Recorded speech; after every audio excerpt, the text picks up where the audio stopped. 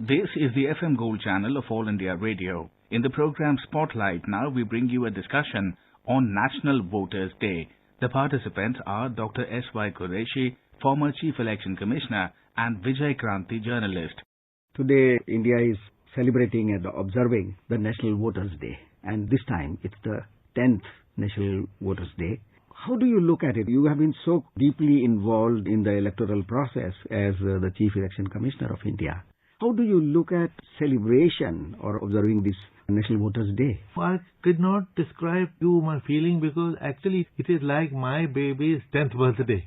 And I'll tell you how the idea was born. I was traveling to Odisha in Bhubaneswar. There was a meeting of civil society and somebody from the audience raised his hand and he said 18 years is an age to be celebrated. So I said, oh, that's a very good statement. Let us think of a celebration. I immediately put together a team on this who came up with the idea, various ideas, how to celebrate, and National Voters Day is what we decided on. Then the next question was when to do it. We said that 25th January, not many people know that the Election Commission of India was born a day before the Republic of India was born. So let us keep 25th January as the National Voters Day, the most appropriate thing. This was the end of September. And the idea was that we will start looking for new voters. Initially, we thought we will call it Young Voters Day or New Voters Day. But finally, we call it National Voters Day.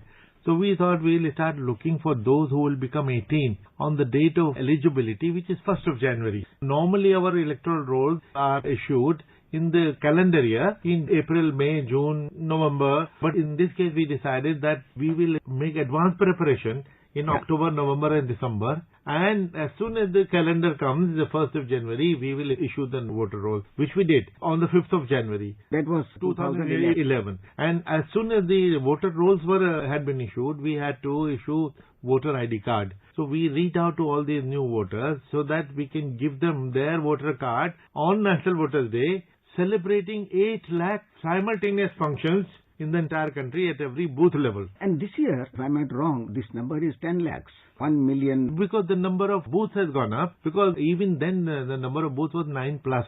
But normally suppose in a school there are 5, 6 polling stations. In that school 5 functions will make no sense. Basically it is polling station and not the polling booth. So we decided that we will celebrate in 8 lakh places and of course district level, state level and the national level under the Rashtrapati.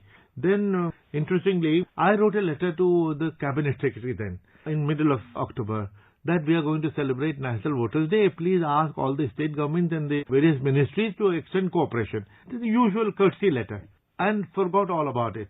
3 months gone, 19th of January, I get a phone call from the then Cabinet Secretary. And it made me miss my heartbeat. He said, Qureshi, your proposal for National Voters Day is coming before the Cabinet today. The moment he used the word proposal to something which I have almost implemented, everything is ready, my heart sank. What if they reject it? If it is still a proposal? He says, you have to answer 2 questions. I said, what are they? He said, do you want a national holiday? And how much money do you need? Thank God I had good answers to give. I said, I don't want a holiday and I don't want a single rupee. He said, what? You say you are going to organize 8 lakh functions and you don't want a single rupee? Are you mad? I said, no, I'm not mad. I know what I'm talking about. Registering voters is my job anyway. I do it round the year. I'm just converting into that sporadic activity into an event. So this year, the theme of this National Voters Day is electoral literacy for a stronger democracy. Coming to this issue, our electoral system is now acknowledged world over, especially for its role and its contribution towards strengthening democracy and in a very, very fair way. Looking back, because now we are completing 60 years of the Election Commission, how would you assess the contribution of Election Commission of India to democracy? I think it is enormous. It is 2 ways. Number one, from the beginning it has been conducting elections with such finesse and credibility. Because credible elections is the biggest thing and most difficult thing to achieve in a democracy, as the global experience shows us. So we have been doing it wonderfully for the last 70 years, which has established the roots of democracy very deep. If you just look at our neighboring countries, we became independent at the same time. Where are they and where are we? We have achieved this much of democracy and progress because we laid the good foundation, we had laid down good systems, and our leadership, political leadership has been good, which is why we have established a great democracy.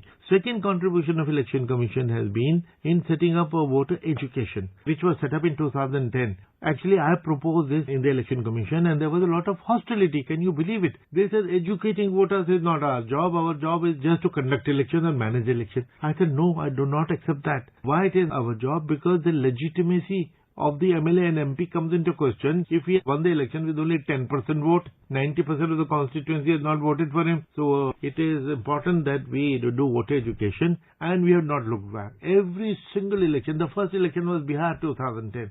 Highest voter turnout in history. More women came out to vote than men, and we have not looked back. It has only improved from improvement to today. The President of India, in his talk in the morning, mentioned and commented on that. The gap between men and women voters used to be 10 percentage points. It has been brought down to 0.01%. So let us hope in coming years the women voters, their number and their proportion is going to be higher. Here comes the question that it is a gigantic, a mammoth exercise.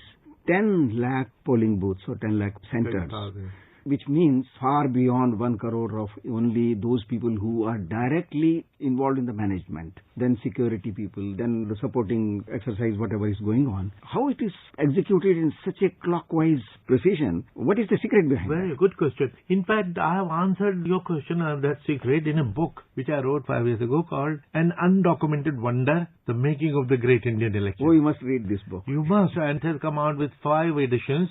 And National Book Trust has also translated it into Hindi. Why undocumented? Because the mystery is behind it. The secrets were not known. People were only bothered about the politicians, political party, the election, who is winning, who is forming the government. But the forces which conduct the election.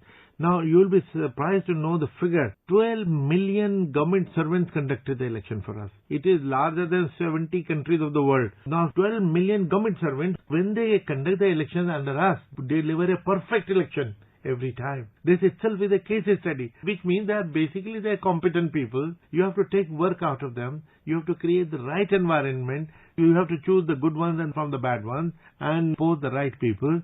And that's how we have been able to conduct the election. There has been a question asked and so many ideas floated about to make the election process looks also fair. The Election Commission needs certain powers which go beyond political parties and even the established system, the police, etc. Don't you think Election Commission needs some more powers because the exercise is continuously expanding? Personally, I think India's Election Commission is the most powerful election commission in the world. Frankly, we really do not need any extra powers.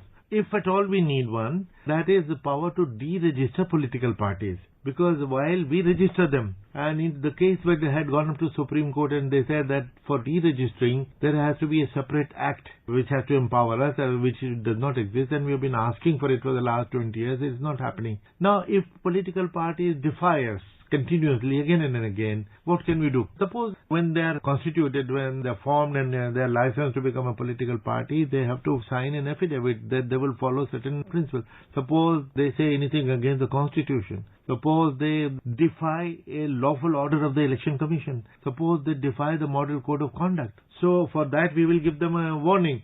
Now, Election Commission gets a bad name.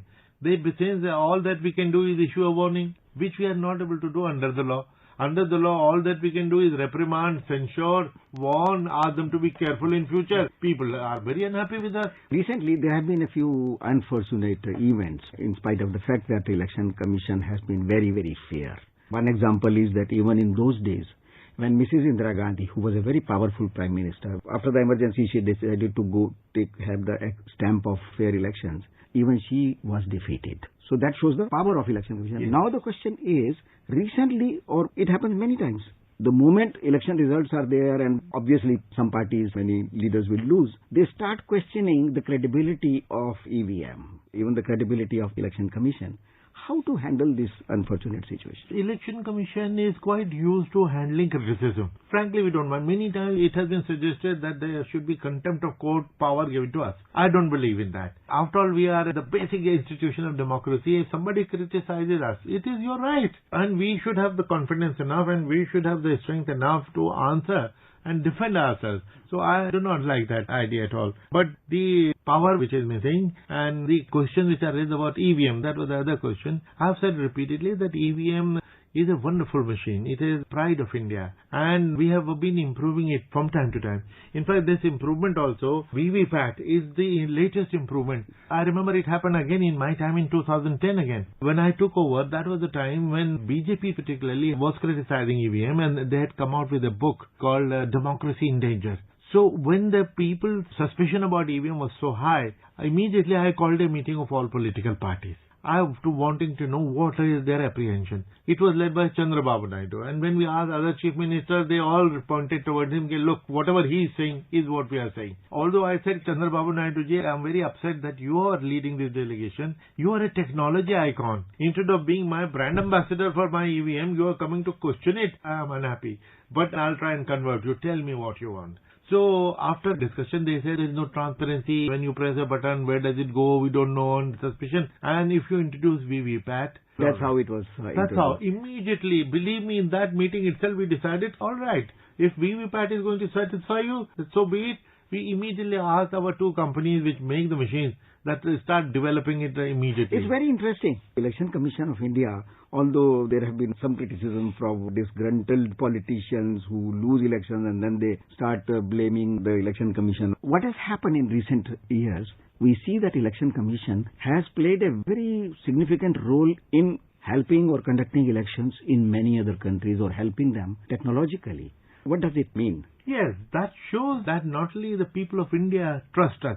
Actually, that is the foundation. Only when your own people trust you, then the others and foreigners will also put faith in it, and they invite us to help them, guide them. And in fact, we have set up an institution called India International Institute of Democracy in Election Management, IIIDEM, in Delhi. Basically for our own election staff, but since we had the facility and there was a demand, we started training foreign missions also, election managers of other countries. And I'm very happy to tell you, in a short period of 6 years, while we are still operating from a makeshift arrangement on the top of Election Commission top floor, 86 countries have trained from us. The fact that countries are making a beeline to come and train from us, what can be a bigger compliment? There are many challenges in the current election system. Crime is one, money is another, and both these things, leave aside the social factors like casteism, etc., but these two things, money and crime, they have a very powerful role. How do you handle? I'm very sorry to say that money is the only unsolved problem. Crime, of course, these are two things, and we have been talking about it. We have been writing to the government to bring an act to debar people against whom cases are pending for heinous offences. Not every offence, not political offence, somebody slapped somebody, no, or violation of 144. Rape, dacoity, murder, kidnapping and corruption. So we have been saying that contesting election is not a fundamental right, it's a constitutional right. If you put a bar that they cannot even contest election, that will improve our system. And money power is something which has gone beyond our control. We have taken many steps, but a lot more needs to be done. So that means that in last 60 years or 60 plus years, India has moved quite a long distance in practicing democracy, making it stronger, and even helping the other countries to evolve their own system, improve their own systems. So today we can hope that in near future, India is going to become an example, role model for democracy, and especially if we give credit to Election Commission of India, you have changed governments every time through ballot, and it has never happened through bullet. Absolutely. So this is a great contribution. Okay. And let us hope the international community is one day going to realize and acknowledge the contribution of Election Commission of India and award it with a Nobel Prize. Oh, that's a very good suggestion. Thank you very much. Thank you, sir. And I think Election Commission deserves it every bit. So with this, let's conclude this discussion. Thank you very much, Mr. Qureshi. Thank you so much. You were listening to a discussion on National Voters Day. The participants were Dr. S.Y. Qureshi, former Chief Election Commissioner, and Vijay Kranti, journalist.